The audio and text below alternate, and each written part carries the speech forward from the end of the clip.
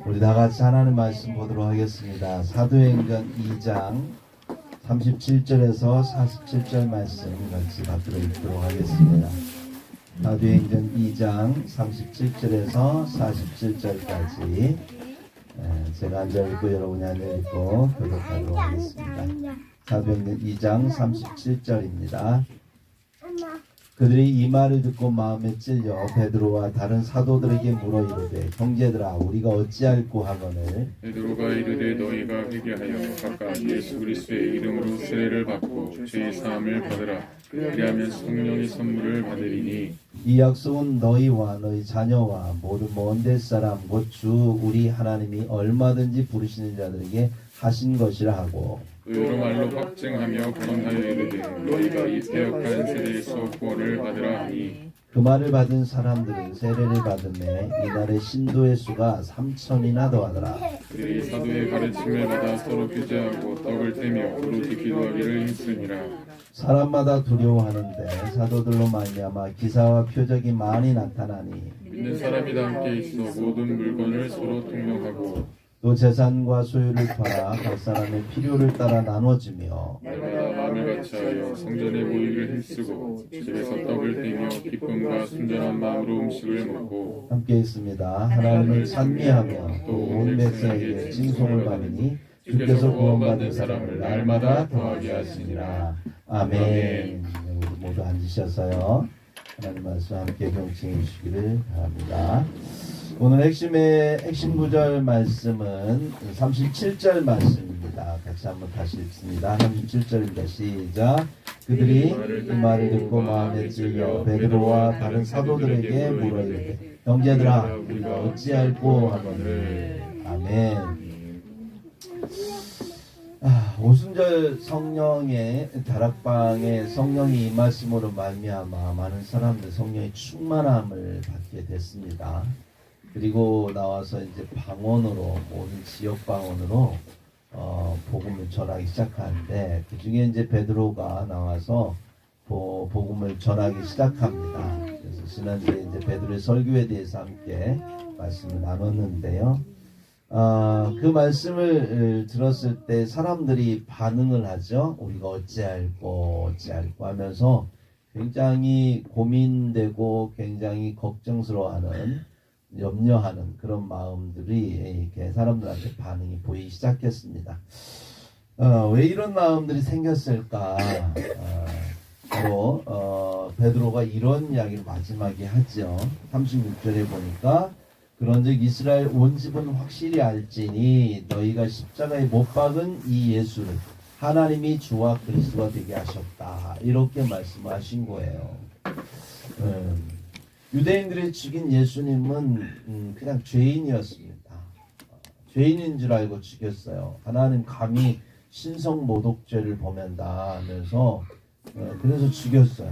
어떤 사람 보니까 너무 불쌍합니다. 착한 일 너무 많이 했는데 억울하게 죽임당하는 그런 모습을 보면 참 불쌍한 사람이 죽었다 이런 생각을 하는 사람도 있었고 어떤 사람은 야 정말 저분을 통해서 뭔가 혁명을 일으킬 수 있었는데 저분이 왜 저렇게까지 사람들을 인기를 모으고 뭔가를 할 수 있는 상황이 다 됐는데 왜 저분은 그냥 십자가에 돌아가셨을까? 결국은 당신이 펴고자 하는 그 꿈을 이루지 못했구나. 그런 생각을 하면서 아마 실패한 혁명가 정도로 알았는데 그런데 50일이 지난 후에 사람들이 나타나서 뭐 하는 말이 뭡니까? 이 예수를 하나님이 주와 그리스도가 되게 하셨다 하면서 뭐 선포를 하는 거예요. 깜짝 놀란 거죠. 왜 그렇게 사람들이 생각하도록 만들었는가? 예수님은 다시 사셨다는 거예요. 다시 사셨다는 겁니다. 죄인은 다 죽게 돼 있는데 다시 살았다? 그러면 그분은 누구예요? 죄인이 아니라는 거죠. 우리가 착각한 거라는 걸 사람들이 깜짝 놀라는 거죠. 그 당시에 예수님이 살아나셨다는 것을 500명의 사람들이 봤어요. 그 중에 120명이 나와서 지금 이야기를 하는 겁니다. 한두 사람이 본 게 아니에요. 그리고 무슨 환상을 봤다 하더라도 이렇게 똑같은 환상을 볼 수가 없어요. 그리고 그것을 봤다 하면 또 저렇게까지 그 환상을 신뢰하고 믿을 만큼 자기 목숨 내놓고 예수가 살아났다고 전할 만큼 저렇게 용기를 갖는다는 것은 그냥 있는 일이 아닙니다. 범상치 않은 일이거든요. 그러니까 사람들이 볼 때 그가 살아났다라고 하는 것, 그 증거로 성령께서 역사하셔서 120명의 사람들이 나타나서 이 갈릴리 사람들이 복음을 전하는데 그냥 갈릴리의 어떤 그 사투리로 전하는 게 아니라 각 지역 방언으로 그 지역 나라의 그 언어로 막 전하는 걸 보면서 이거는 있을 수 없는 일이 벌어진 거예요. 그러니까 그분의 다시 살아나셨담에 대해서 믿지 않을 수가 없는 상황이 된 거죠. 그러니까 그분이 살아나셨다라고 하는 것은 그분은 죄인이 아니었는데 그러면 우리가 죽인 거잖아요. 그러니까 사람들은 살인자가 된 거죠. 예, 그러니까 굉장히 사람들은 떨 수밖에 없었던 겁니다. 예, 또 그분은요 어떻게 됐느냐? 40일 동안 지상에 있다가 하늘로 올라가셨다는 거예요. 그냥 지상에 계신 것도 아니고 하늘로 올라가셨다는 겁니다. 이것들 또한 마찬가지로 500명이 지켜보고 있었던 거죠. 그러니까 이로 말미암아서 사람들은 정말로 그 예수님을 이 하나님이 인정하시는 주와 그리스도가 됐다라고 얘기하는 부분에 대해서 인정하시지 않을 수가 없는 거예요. 하늘로 아무도 올라간 사람이 없어요. 에녹 외에, 엘리야 외에. 하나님이 인정해야만이 올라가는 거예요. 인정하지 않으면 올라갈 수가 없잖아요. 근데 이분이 올라가셨던 거예요. 근데 이를 베드로가 뭐라고 하냐면 주와 그리스도가 됐다. 주, 창조주가 됐다는 거예요. 주인이 됐다는 거예요. 야, 정말 이분은 메시아였고 진정 구원자였는데 우리가 그분을 죽였다라고 하는 거예요. 이게 걸리는 거죠. 그건 예수님을 죽일 때 사람들은 어떻게 했나요? 적극적으로 예수님을 죽이려고 막 하는 사람도 있었지만 괜히 나가서 변호했다가 걸려가지고 너도 같은 패구나. 너 같이 십자가에 못 박을 수도 있는 엄청난 사건이 지금 벌어지는 상황에서 아무도 입을 열어서 그분을 이렇게 변호하거나 또는 대신 뭔가를 할 수 있는 상황이 못 됐던 거죠. 그래서 어떤 이들은 예수님을 절벽에 밀어놓고 자기들의 어떤 뜻을 이루기 위해서 그를 갖다 못 박으라고 막 하는 사람 있는가 하면 어떻게든지 저가 자신의 능력으로 십자가에서 내려와서 뭔가를 자기 뜻을 이루어주기를 바라는 마음으로 안 해주니까 화가 나기도 하고 그러니까 막 조롱하기도 하고 비난하기도 했던 사람들도 그 중에는 있었어요. 또 어떤 사람은 괜히 뭐 얘기하는 것 자체가 나서는 것 자체가 나도 해를 당할까봐 알아도 모른 척하면서 그냥 숨죽여서 묵인했던 사람도 있을 것이고 또 예수님을 쳐다보면 예수님의 눈빛이 괜히 마주치면 괜히 마음이 그럴 것 같으니까 외면했던 사람도 있을 것이고 무관심했던 사람도 있을 것이고 예수님으로 인하여서 병 고침 받은 사람이 한두 사람이에요? 은혜를 받은 사람이 한두 사람이냐고요? 그런 사람들만 나서서 예수님을 감싸고 돌았더라도 수백 명, 수천 명이 될 수도 있는데 그 사람들 다 어디 간 거예요? 예수님 십자가 당할 때 아무도 없었잖아요. 근데 예수님이 십자가에 못 박혀 죽임을 당하는 사건에 대해서 아무도 나는 죄가 없다고 말할 수 없는 거예요. 적극적으로 예수님을 죽인 사람도 죄인이지만 예수님이 돌아가실 때 아무도 나서서 예수님이 의인이라고 말하지 않은 것, 묵인했던 것, 또 무관심했던 것, 외면했던 것, 이것도 어떻게 보면 공범이 되는 거죠. 그런 상황에서 죄 없다고 말할 수 있는 사람이 아무도 없었던 거예요. 그래서 사람들은 그 말을 듣자마자 내가 죄인이다 라고 생각을 했던 것이고 그게 마음에 찔린 거예요. 내가 아무것도 할 수 없었던 하지 않았던 것이 찔렸기 때문에 그들은 주여 형제들아 우리가 어찌할꼬 이러면서 그렇게 마음에 찔림을 받고 탄식하는 그런 반응들이 나왔다라고 하는 거죠. 그건 2000년 전에 있었던 그분들의 모습이고요. 그러면 우리는 예수를 안 죽였는가 생각해 봐야 돼요. 그때 생각해 보면 2000년 전에 예수와 나와는 상관이 없는 것 같습니다. 그렇죠? 나는 예수를 죽인 적이 없잖아요. 예수님 본 적도 없고. 근데 어떻게 내가 예수를 죽이고 예수의 죽인 그 죄인들과 함께 내가 될 수 있느냐라고. 시공간적으로 또 이건 말도 안 되는 사건이다. 그런데 어떻게 내가 예수를 죽일 수 있는가? 예수는 인간 예수는 2000년 전의 사람입니다. 그러나 그분은 지금 말씀으로 계셔서 하나님과 함께 계셔서 지금도 살아계신 하나님이라는 사실을 알아야 됩니다. 요한복음 1장 1절에 여러분 잘 아시는 것처럼 태초에 말씀이 계시니라. 이 말씀이 하나님과 함께 가셨으니 이 말씀 곧 하나님이시다. 말씀이 하나님이시랍니다.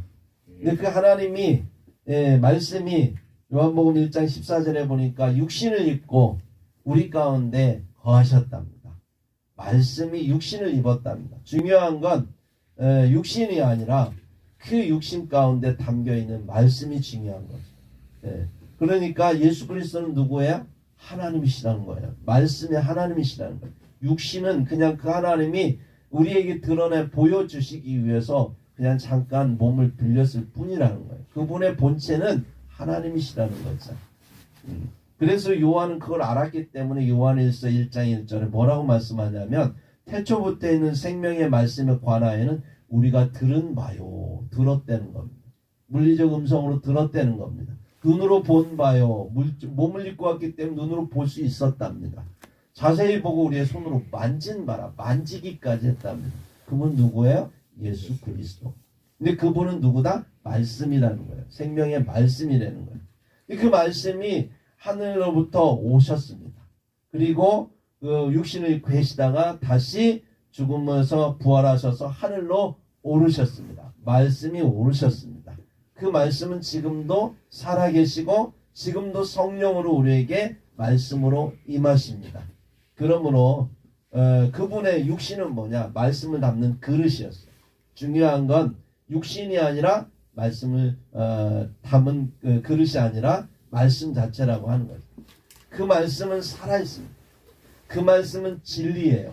나는 길이요 진리요 생명이니 나는 길이다. 나는 진리다. 하나님 예수 그리스도는 진리세요. 그러니까 말씀 예수 그리스도는 말씀이고 말씀은 진리라는 거예요. 진리는 뭘로 되어 있느냐? 정의와 공의로 되어 있습니다. 그렇기 때문에 아모스 5장 24절에는 아모스 선지자 이렇게 말합니다. 오직 정의를 물같이 공의를 마르지 않는 강같이 흐르게 할지어다. 이게 그리스도의 삶의 방식이라는 거예요. 네. 그래서 한번 생각해 보세요. 오늘날 우리가 살아가면서 수많은 사람들, 우리 그리스도인조차도 우리가 얼마나 정의의 눈을 감을 때가 많습니다. 내가 혹시 어떤 어려움을 당할까봐 불의한 일을 봐도 눈 감을 때가 얼마나 많냐고.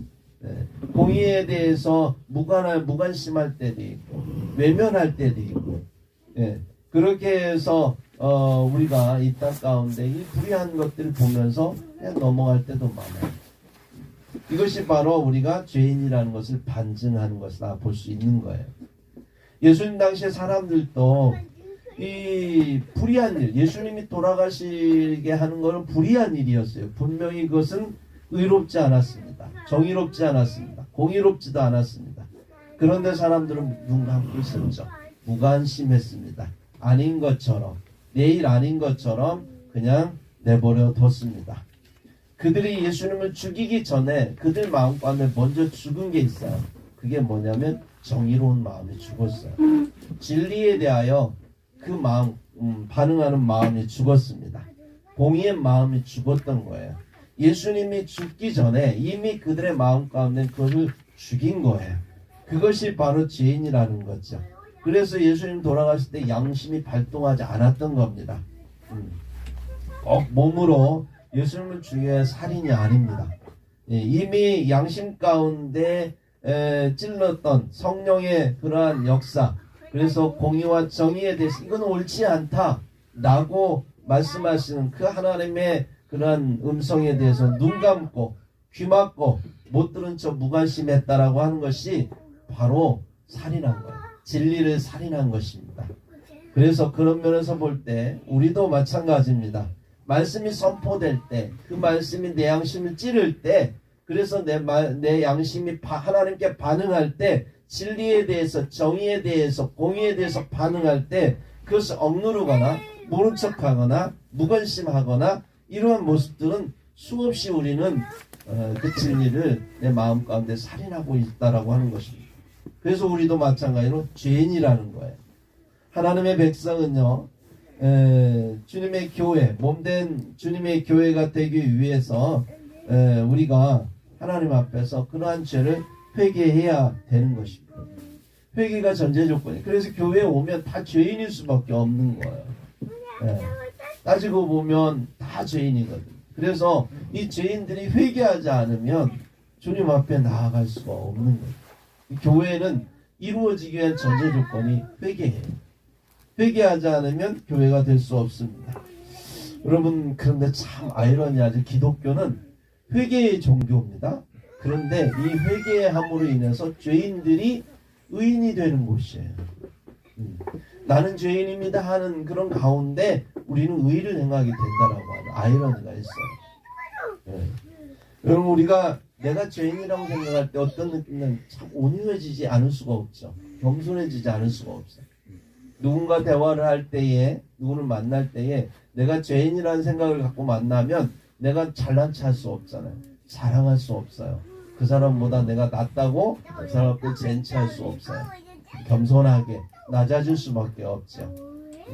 그 겸손함과 온유함이 어디서 나오느냐? 우리의 내가 죄인이라고 인정하는 데부터 시작된다라고 하는 거예요. 교회는 그렇게 이루어지는 것입니다. 잘난 사람들로 만들어진 게 아니에요.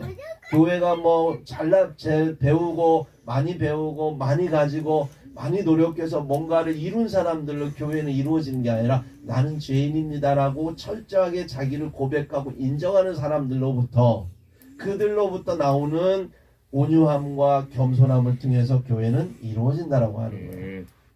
거기에서 어떻게 남을 정죄할 수 있습니까? 어떻게 비판할 수 있냐고요. 내 눈에 들보가 보이는데 상대방의 눈에 티를 보면서 내 눈에 티를 먼저 빼라고 말할 수 없죠. 내 안에 들보를 빼는 것이 우선이니까. 이게 죄인들의 모습이고, 그러한 사람들이 교회를 이룰 수 있다라고 하는 거예요. 여러분, 내가 죄인이라고 경험했을 때, 내가 넘어짐을 경험해 본 사람, 내가 쓰러짐을 경험해 본 사람, 내가 좌절감을 경험해 본 사람이 공감할 수 있습니다. 이 세상의 모든 사람들은 다 약한 사람들이에요. 태어날 때부터 어느 누구도 완전한 사람이 없어요. 다들 넘어지고 쓰러지고 정말로 말할 수 없는 상처와 열등감, 모든 것들 많이 다 가지고 있어요. 다 숨기고 살아가는 거죠.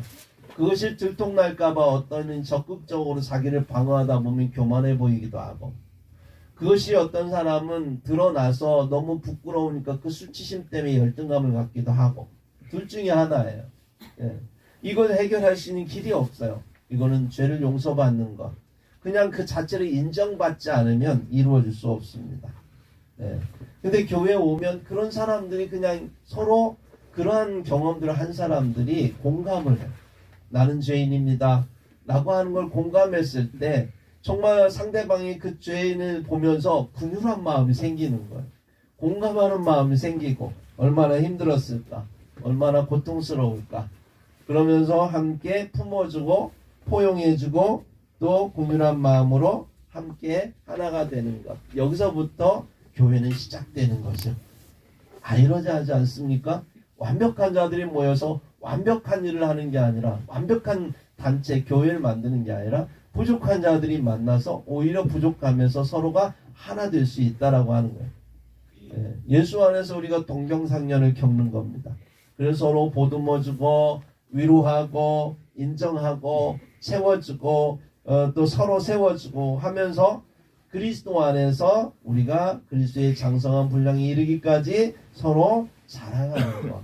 이게 바로 교회라고 하는 거예요. 하나 되는 것이 교회라고 하는 거예요. 여러분, 아멘? 그래서 서로 교회 안에서 그렇게 서로를 죄인으로 긍휼히 여기기를 바랍니다. 우리 주 예수 그리스도 안에서 그분을 모퉁이들 삼아서 그분이 토대가 되고 그분이 기둥이 되고 그분이 지붕이 되어서 교회를 이루는 거예요. 거기에 나는 지체가 되고 거기에 내가 함께 하나가 되어서 예수 그리스도 안에서 너와 내가 하나가 되어 가는 거죠. 그게 교회라고 하는 것입니다. 초대교회가 태동할 때도 보면 그렇습니다. 사람들이 교회를 이루기 위해서 설교를 했더니 하나님께서 예수님을 주와 그리스도가 되게 하셨다 라고 선포가 됐을 때, 아, 나는 죄인이구나, 우리가 어찌할꼬, 형제 우리가 어찌할꼬, 여기서부터 각성이 일어나고요. 진리에 대해서 죽었던, 정의에 대해서 죽었던 나의 모습을 뉘우치면서, 그러면서 우리 양심이 살아나기 시작하는 겁니다. 그러면서 회개가 일어나기 시작했던 거예요. 그래서 베드로가 그러한 모습들을 보면서 우리가 어떻게 해야 이 죄악에서 벗어날 수 있을까? 이러한 두려움에 쌓여있는 자들 향해서 38절에서 40절까지 이렇게 얘기합니다. 베드로가 이르되, 함께 읽어봅시다. 38절에서 40절 시작. 베드로가 이르되 너희가 회개하여 각각 예수 그리스도의 이름으로 세례를 받고 죄사함을 받으라. 그리하면 성령의 선물을 받으리니 이 약속은 너희와 너희 자녀와 모든 먼데 사람 곧 주 우리 하나님이 얼마든지 부르시는 자들에게 하신 것이라 하고, 또 여러 말로 확증하여 권하여 이르되 너희가 이 패역한 세대에서 구원을 받으라 하니. 아멘. 예, 회개하고 세례를 받으랍니다. 그리고 죄사함을 받으랍니다. 예, 그래서 성령을 선물로 받으랍니다. 그래서 구원받으면 우리가 교회를 이룰 수 있다라고 하는 거예요. 예, 주님은 그러한 길을 열어놓으셨어요. 회개하는 자들에게 돌아올 수 있는 길을 열어주셨어요.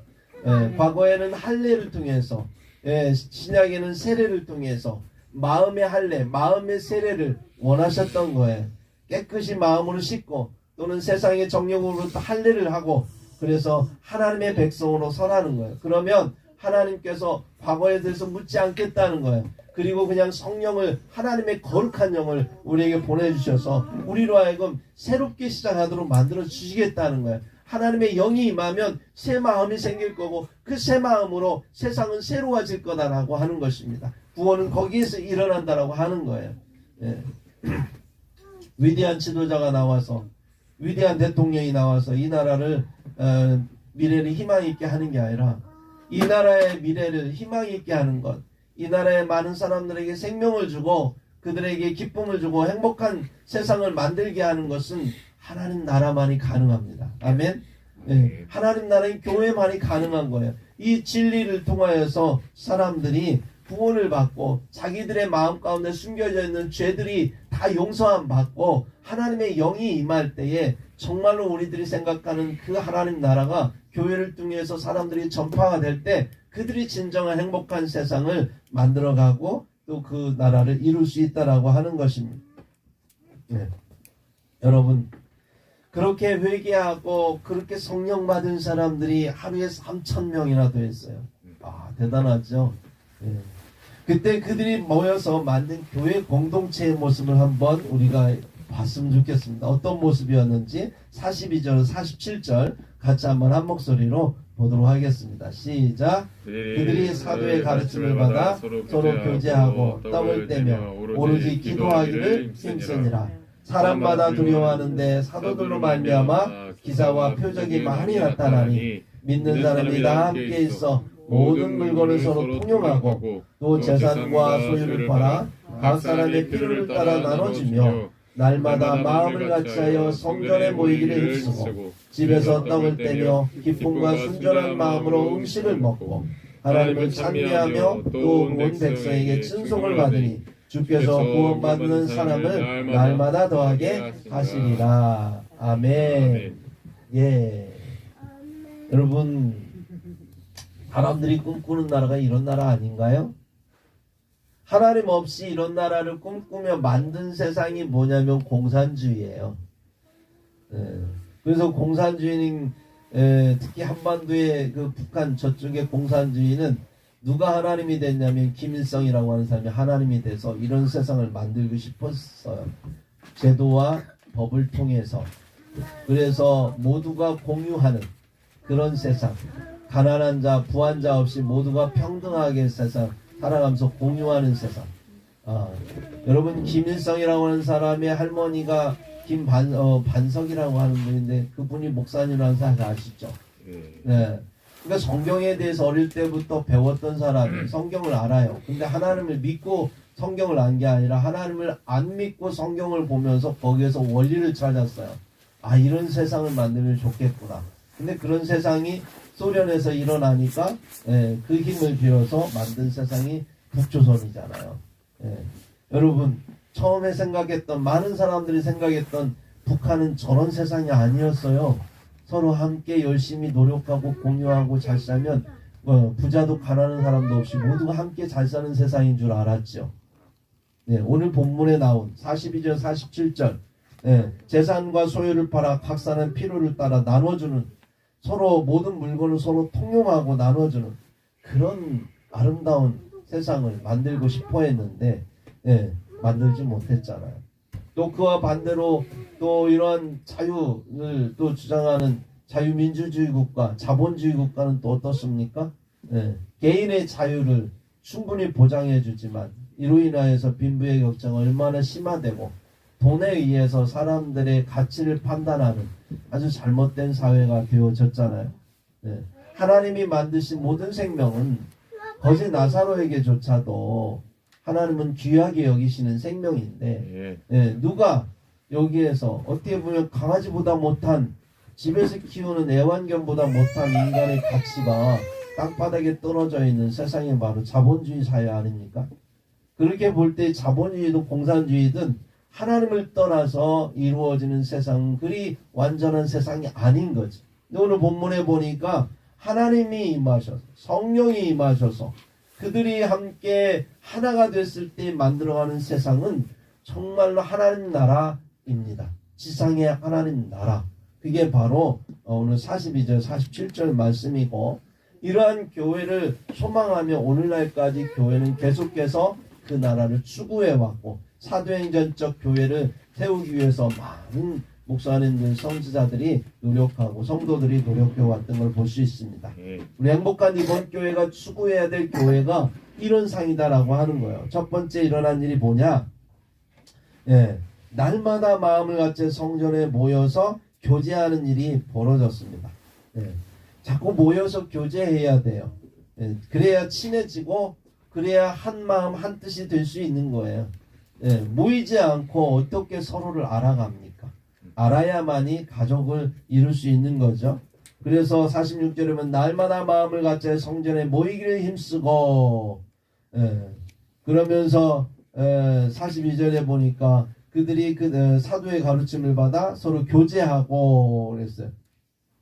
교제하는 일이 벌어졌어요. 근데 장소가 어디예요? 성전이라고 하는 거예요. 왜 특별히 성전에 모였을까요? 뭐 집에도 모여도 되고 그러는데, 성전이라고 하는 것은 이 지상에 우리들이 합의해서 하나님 앞에 이게 거룩한 하나님이 임재하는 장소다라고 하는 것을 함께 공적으로 인정하는. 그래서 이곳에 우리가 모이면 어떤 마음을 가질 수 있습니까? 46절에 보니까 날마다 마음을 같이 해서 하는데 기쁨과 순전한 마음으로 서로가 깨끗하고 순전하고 거룩한 마음으로 서로를 바라보는 거예요. 남자가 여자를 바라볼 때 자매로 바라보고, 또 남자가 남자를 바라볼 때 형제로 바라볼 수 있는 것. 그 교회 안에 오면 형제님, 자매님 이러면서 함께 부르는 이유가 순전한 마음으로 드려야 되는 거예요. 교회에서 그래서 언니, 오빠, 형 뭐 이런 거 좀 그래요. 친근감 있어 좋긴 한데, 그런 부분에서 부르는 부분에서 어쩌면 또 안 좋은 부분도 있을 수 있어요. 특히 청년들 가운데 그렇잖아요. 오빠, 그럼 그 오빠 의미가 진짜 뭘까요? 남자친구의 오빠일까요? 그냥 교회 오빠일까요? 이게 이제 서로 헷갈리게 되면, 그래서 청년회가 잘 되다가도 깨지는 이유가 연애하는 과정 속에서 막 서로 삼각관계 이렇게 되다 보면 그 오빠가 그 오빠인지 이 오빠인지 잘 모르다 보면 나중에 문제가 발생하는 거예요. 그래서 교회 안에서 형제님, 자매님은 아무래도 형제, 자매 부르면 그런 의미는 안 섞이잖아요. 그래서 교회 안에 모이는 그런 모임은 순전해야 하기 때문에, 그래서 교회에서 우리가 모이고 함께 성전됨을 의식할 수 있는 겁니다. 그 다음에 교회에서 모여서 뭐합니까? 42절에 보니까 사도의 가르침을 받는데요. 오늘날로 말하면 목사님들의 가르침을 받는다는 거예요. 왜 그런 가르침이 필요할까요? 그들이 가르치는 건 뭘까요? 성경을 가르치겠죠? 예수 그리스도를 가르치는 겁니다. 그걸 통해서 무엇이 되기를? 한마음 한뜻이 되기를. 예수 안에서 한마음 한뜻 한 비전을 갖는 것이 교회입니다. 그래서 변화가 일어나는 거예요. 하나가 되지 않으면 교회 안에 아볼로파, 게바파, 그리스도파, 바울파가 되면 교회는 깨지게 돼 있어요. 세상과 똑같은 거예요. 아무리 이름이 뭐 교회식으로 졌다 할지라도 교회는 이미 파괴되고 없는 거죠. 교회는 그리스도 안에서 하나가 돼야 돼요. 그리스도만 드러나야 되는 겁니다. 그래서 목사님을 통해서 말씀을 배워야 되는 거예요. 우리 교회는 지금 열심히 배우고 있죠. 우리가 이 코로나 때문에 자주 못 모여서 너무 아쉽잖아요. 하지만 항상 이 줌으로라도 우리가 이렇게 얼굴 보면서 이 교육하고 함께 나누고 하는데 너무 감사하고 여러분들이 함께 참여해 주셔서 너무 감사한데 이렇게 교회는 세워지는 겁니다. 42절과 46절에 보면 그들이 서로 떡을 떼며 오로지 기도하기에 힘쓰니라. 또 떡을 떼며 또 성전에 모이기를 힘쓰고 떡을 떼며 기쁨과 순전한 마음으로 음식을 먹고 또 하나님을 찬미하고 이런 일들이 또 교회 안에 있는 거죠. 예배했다는 거예요. 날마다 그들이 찬미하고 하나님을 찬양하고 예배했다라고 하는 것입니다. 그래서 예배하는 가운데 하나님의 임재를 경험하고 또 우리 주 예수 그리스도 기억하면서 예배하는 가운데 뭐가 일어나냐면 영적 치유가 일어나는 거예요. 우리 마음 가운데 죄책감과 수치심에 대한 치유가 일어나는 겁니다. 그 본질적인 영적 치유가 일어나면 나아가서 그게 육적인 치유, 정신적인 치유와 영적인 치유가 물질적인 육체적인 치유가 일어나게 되는 것을 경험할 수 있습니다. 이러면서 하나님이 정말 살아계시는구나. 하나님이 지금도 일하시고 역사하시는구나. 그 하나님이 우리 교회를, 그 하나님이 나를 인정하고 계시는구나. 나를 사랑하고 계시는구나. 하나님의 역사를 예배를 통해서 우리는 경험할 수 있다라고 하는 것입니다. 하나님에 대한 경험이 없이 교회는 이루어질 수 없어요. 많은 교회들이 지금 오늘날 부흥이 안 되고 멈춰 있는 이유가 뭐냐면 하나님 경험이 멈춰졌어요. 말씀으로서 합리적이고 체계적인 말씀을 많이 배우지만 그것이 내 삶 가운데 경험되지 않음으로 인하여서 그게 내 마음에 내 영혼에 새겨지지 않았다라고 하는 거예요. 개념적인 하나님 신앙은 있지만 체험적인 하나님 신앙이 없기 때문에 어떤 어려움이 올 때에 사람들은 그 하나님에 대해서 의심하게 되고 무너지게 되는 것을 볼 수가 있습니다. 요즘 우리가 창세기 함께 말씀 밥상을 하고 있는데 아브라함조차도 그러잖아요. 말씀을 받았음에도 불구하고 그 말씀이 실제로 눈앞에 바로 일어나지 않으니까 나중에 이스마엘을 잉태하게 되지 않습니까? 아브라함조차도 그러거든요. 하나님 경험에 대한 잦은 그런 하나님과의 만남이 없으면 어느 순간에 그 하나님에 대한 기억이 희미해지고 그러면서 우리는 믿음이 흔들리게 되는 걸 볼 수가 있습니다. 그래서 우리가 예전에 했던 그런 부흥회 이런 부분에 대해서 우리가 부흥이 너무나 좋지만 이런 부분들을 우리가 잘 기억하면서 교회 모이기를 힘쓰고 예배하고 찬양하고 기도하는 일이 있지 아니하면 여기서부터 교회는 출발하지 않으면 교회가 이루어질 수 없다라고 하는 거예요. 교회에 모이면 기도하기를 힘쓰라고 했습니다. 43절을 이렇게 보니까 기도하기를 힘쓰니라. 그러므로 인해서 43절에 사람마다 두려워하는데 사도들로 말미암아 기사와 표적이 많이 나타나니 이렇게 말씀하고 있는 걸 볼 수 있어요. 기도는 영적인 호흡이거든요. 기도를 통해서 하나님의 역사를 경험해요. 물론 여러분 기도하지 않아도 하나님이 도와주세요. 그래서 여러분 먹고 사는데 문제 없을 거예요. 기도하지 않는다고 하나님이 음식 안 줄 데 없죠. 오늘 아침에 뭐 기도하지 않는데 뭐 하나님께서 너 기도 안 했으니까 너 밥 먹지 마 그러고 밥 안 준 적 없잖아요. 그렇죠? 우리가 살아가면서 하나님은 믿든 믿지 않든 누구에게나 햇빛과 공기와 물과 모든 걸 다 주셔요. 그분이 살아가는데 똑같이 그분들의 삶 가운데도 하나님께서 먹을 것도 주시고 다 주신다고요. 그러기 때문에 믿으나 안 믿으나 똑같으니까 믿는 사람들은 헷갈리는 거예요. 안 믿어도 안 기도해도 주어지고 기도해도 주어지니까. 그런데 기도하는 사람은 뭐가 다른 줄 아세요? 하나님이 나에게 주셨다라고 하는 것이 믿어진다라고 하는 거예요. 기도할 때 믿음이 생기거든요. 기도할 때 하나님이 하셨다는 더 확신해지거든요. 예, 그래서 기도하면서 하나님의 일하심을 보기 때문에 그러한 기도 속에서 우리는 영적 역동감을 경험해요. 그래서 교회가 역동성이 생기려면 반드시 기도가 필요하다는 거예요. 그런 면에서 우리 행복한 리본 교회 매일 우리가 뭐 길게 기도하지 않지만 30분씩 기도하잖아요. 8시 함께 참여하면서 기도하는 게 얼마나 중요한지 몰라요. 우리는 기도하면서 하나가 되거든요. 영적으로 교통하게 되거든요. 예.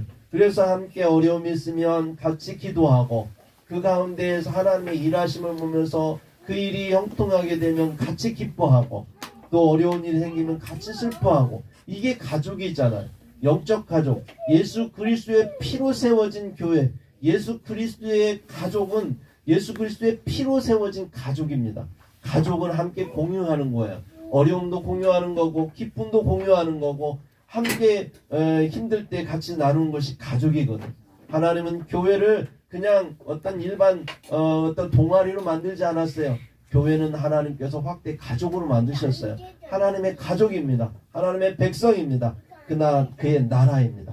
그래서 교회는 반드시 우리가 그리스도 안에서 이루어 가야 된다라고 하는 것입니다. 여러분, 그래서 이 예배를 통해 이 교회 가운데 예배를 통해서 하나님의 또 영적 통치가 일어나는 거예요. 영적 통치가 일어난 다음에 그 다음에 이제 일어나는 두 번째 일이 있습니다. 그게 44, 45절입니다. 같이 한번 읽어봅시다. 시작. 믿는 사람이 다 함께 있어 모든 물건을 서로 통용하고 또 재산과 소유를 팔아 각 사람의 필요를 따라 나눠주며. 어떻게 이런 일이 일어날 수 있을까요? 어떻게? 여러분 물질을 버는데 얼마나 여러분 애를 쓰십니까? 여러분 물질은 어떤 면에서 이게 생명이에요. 내 생명. 내가 내 시간을 거기에 투자하지 않으면 물질을 거둬들일 수가 없어요. 내게 주어진 시간, 내게 주어진 열정, 내게 주어진 어떤 달란트 모든 것을 다 거기에 담아서 노력해야 얻는 게 소유거든요. 근데 이 소유가 내 생명으로 얻은 소유인데 이것을 나눈다고요? 그것은 뭐냐면 생명을 나누는 의미예요. 그러니까 서로가 생명을 나누는 공동체가 될 수 있는 이유가 뭘까요? 하나님이 임재하셔서 하나님이 살아계시다는 걸 일단 우리가 믿는 사람들이에요. 그리고 그 하나님께서 이 세상을 창조했다는 걸 우리는 믿는 사람들이에요. 그럼 이 세상의 모든 것은 누구의 것입니까? 하나님의 것이라는 것을 믿는 거예요. 내가 지금 가지고 있는 자산도 모든 것 다 하나님의 것인데 나는 청지기일 뿐이라고 하는 믿음의 고백이 있는 사람들이, 그런데 내 형제 중에 내 자매 중에 어려움을 당하는데 내가 가만히 있어요? 내 것도 아닌데 하나님의 것이잖아요. 그러니까 하나님이 성령에 의해서 선한 마음, 착한 마음을 주실 때에 말씀 많은 게 되는 거예요. 우리 집에 2개가 있으면 하나 주게 되게 있는 거예요. 그래서 누군가가 함께 행복해가는 그런 일들이 벌어지는 겁니다. 그래서 이렇게 예수 믿는 가운데 정말로 이 초대교회 아나바다 운동이 일어나는 거예요. 아껴 쓰고 또 뭡니까? 나눠 쓰고 바꿔 쓰고 다시 쓰는 운동들이 일어나는 거죠. 교회 안에서. 이런 일들이 우리 안에서 일어나야 되는 거예요. 행복한 이번교회 오면 그런 나눔들이 함께 이루어지는 거예요. 처음에는 이렇게 모든 물건을 통용하면서 이 작은 것들을 나누기 시작하다가 보니까 45절에 보니까 재산과 소유를 팔아서 각 사람의 필요를 따라 나눠준다. 야, 뭐 재산까지도 팔 정도로, 그래서 나눠줄 정도로 이런 공동체가 됐다는 거예요. 여러분 지금 이 사회가 어떤 사회예요? 로마의 식민지예요. 식민지. 굉장히 힘든 상황이라고요. 그러면 각자 도생하기 바빠요. 나 혼자 어떻게 더 살아볼까? 더 위험에 처할 때에 내가 더 오래 버틸까? 그러기 위해서는 남들보다 더 많이 감춰놓고 숨겨놓고 그리고서나 버텨내야 되는 거예요. 있다고 드러내면 안 되죠. 그런데 예수님께서 예수 공동체 성령 안에서 이루어진 이 교회 안에서 이런 일들이 벌어지는 거예요. 있을 수 없는 일들이죠. 예, 이게 자원함으로 일어나는 거예요. 예, 세상은 그걸 막 억지로 뺏어가지고 나눠주고 뭐 복지라는 이름으로 있는 사람 거 뺏어가지고 정부가 사람들이 나눠주면서 그 당들이 내가 했다고 하면서 생색은 당이 내잖아요. 권력자들이 버는 거는 돈 버는 부자들이 돈 내서 세금 엄청 뻗어가지고 주면은 그거 가지고 권력자들은 생색 내지 않습니까? 세상은 그러지만 교회는 그러지 않아요. 예, 있다고 해서 자랑하지 않습니다. 줬다고 해서 내가 이거 줬다고 또 생색내지 않아요. 하나님 안에서. 예, 이게 하나님 거니까 하나님 것을 사도들에게 바치는 겁니다. 그러면 사도들이 누가 줬다고 하지 않습니다. 누가 냈다고 하지 않아요. 그걸 가지고 나눠주는 거예요. 이러면서 받은 사람도 창피하지 않습니다. 내가 신목사님한테 돈을 받았으니까 신목사님 그거 알면 어떻게 되겠어요? 신목사님 앞에 괜히 가면 기죽잖아요. 아무래도 받게 되면 그런 마음 생기는 거예요. 그걸 준 사람 또 내가 저 사람 줬네 그러면 참 인간이 그렇잖아요. 괜히 그 사람 앞에 가면 내가 줬다고 말하지 않아도 내 마음속에는 교만이 싹 드러나서 왠지 허리가 펴지지 않습니까? 예, 이런 모습들이 되면 안 되네요. 교회는 그런 순간 깨지거든. 그래서 하나님께 드린다고 사도들에게 바치면 사도들이 그것들을 갖다가 나눠주겠다. 나중에 물론 이제 이 일 때문에 문제가 생겨서 집사님들이 그 일들을 하게 되지만 어쨌거나 교회는 그렇게 하나님 나라가 이루어지는 것을 볼 수가 있습니다. 그래서 그 결과 어떻게 됩니까? 47절에 한번 보니까 같이 한번 읽어봅시다. 시작. 하나님을 찬미하며 또 온 백성에게 친송을 받으니 주께서 구원받은 사람을 날마다 더하게 하시니라. 이렇게 해서 교회가 부흥하고 성장하는 거예요. 사람들이 이 모습을 보고 칭찬하는 거예요. 사람들이 칭송하는 겁니다. 왜요? 교회만 가면 사람들이 바뀌거든요. 예, 전에는 그렇게 스크루지처럼 그렇게 막 그냥 돈 하던 사람이 교회 갔다 오더니 예수님 만났다고 하면서 성령 받았다고 하면서 그 사람들이 삭개오처럼 변해가지고 막 물건을 나눠주고 내가 그동안 잘못했다고 회개하는 일들이 벌어지거든요. 어떻게 그동안 그렇게 가가지고 당신 그러면 안 된다고 얘기해도 내가 뭐 잘못했냐고 막 빳빳하게 막 큰소리 치던 사람이 교회 갔다 오면 예수 만났다고 하더니 막 사람이 변해가지고 그렇게 하거든요.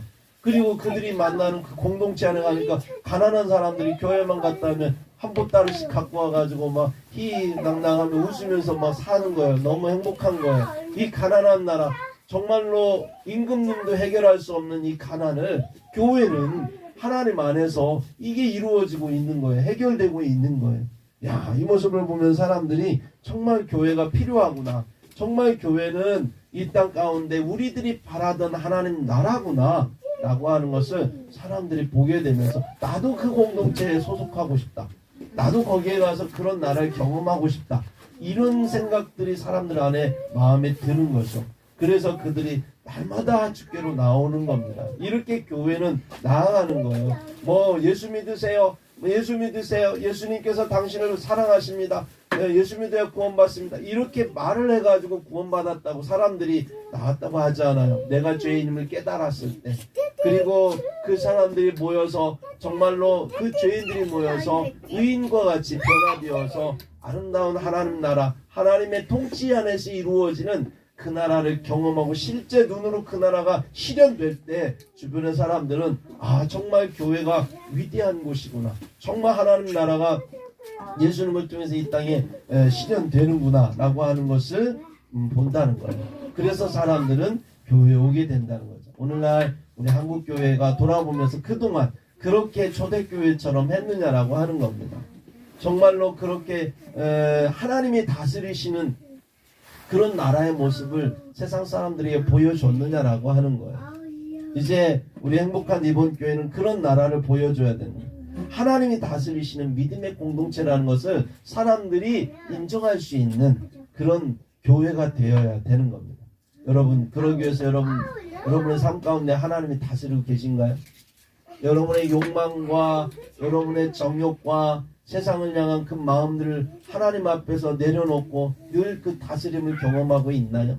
예수 그리스도의 이름으로 그 마음이 다스려졌을 때 여러분 안에 하나님 나라가 먼저 이루어지고 있나요? 우리는 그걸 봐야 되는 거예요. 그리고 우리가 모이면 그 공동체 안에서 정말 그 하나님 나라를 경험하고 있는지, 서로가 나누고 있는지 살아가고 있는지 우리는 늘 점검해야 되는 거죠. 그리스도 안에서. 그리고 그것을 내가 주장하지 않고 하나님 안에서 그것을 믿음으로 드리고 함께 나누는 그러한 모습이 우리 안에 있어야 됩니다. 그래서 우리 행복한 이번 교회가 꿈꾸는 교회는 하나님이 다스리는 믿음의 공동체이기를 소망합니다. 아멘. 예. 그 다음에 또 우리 행복한 이번 교회가 꿈꾸는 교회는 어떤 교회나 말씀이 삶으로 살아내지는 그런 사랑의 공동체가 돼야 되는 거예요. 그래서 그 우리가 첫 발걸음을 한 게 뭐예요? 삶의 예배를 드리자고 한 겁니다. 우리가 지금은 넉넉하지 않아요. 있는 게 넉넉하지 않아요. 가진 건 건강밖에 없어요. 예. 그래도 감사하잖아요. 그 건강을 나누자는 거예요. 건강할 때 누군가를 위해서 단 1시간이라도 단 몇 분이라도 나누자는 거예요. 그 방법이 뭘까? 우리가 고민한 게 남들 위해서 쓰레기 주워주는 거잖아요. 야, 오늘 아침에도 얼마나 나에게 상급받을 일을 해줄 수 있는 수많은 사람들이 여기저기다가 담배꽁초들을 많이 뿌려놓으셨더라고요. 너무 감사했습니다. 야, 오늘 또 내가 청소할 수 있는 거 보시면서 깨끗한 거 보셨죠? 오늘 다 죽었어요? 먼저 했습니다. 아니, 자랑하려고 하는 얘기가 아니라 너무 기쁜 거예요. 이게 누군가에게 내 생명을 나누고 있고 내 시간을 나누고 있고 내 사랑을 내 정력 그런 그 열정을 나누고 있다라고 하는 것. 그래서 누군가가 그 모습을 알아주든 안 알아주든 우리 하나님이 나를 다스리시고 그 다스림으로 내 안에서 그 하나님 나라를 지금 지상에 실현하고 있는 게 너무 기쁜 거예요. 여러분, 그래서 삶의 예배를 드릴 때는 기뻐해야 돼요. 행복해야 돼요. 아, 내가 또 이거 뭐 또 해야 되나 이런 마음이 들면 안 되는 거예요. 여러분들이 지금 생명을 나누고 있는 겁니다. 내가 돈으로 나눌 수 없는 거. 나중에 여러분 우리 교회가 좀 많은 좀 부자들도 있고 뭐 이렇게 되면 재산도 나눠야죠. 나눌 수 있으면 정말로 하나님의 교회 이게 억지로 나누라는 게 아니라 정말로 하나님의 영에 의해서 기쁨으로 나눠서 이곳에 온 사람들이 가난한 사람들이 없고 정말 하나님 나라를 경험하는 아름다운 나라를 경험하는 사랑의 공동체가 될 때 정말로 우리는 이 땅에 다시 한번 교회가 왜 필요한지 사람들에게 보여줄 수 있을 것입니다. 마지막으로 하나님 나라가 이런 것이다. 지상의 하나님 나라 교회라고 하는 것이 이런 곳이다. 우리가 세우려고 하는 교회는 예배당을 거창하게 세우는 예배당을 세우는 교회가 아니에요.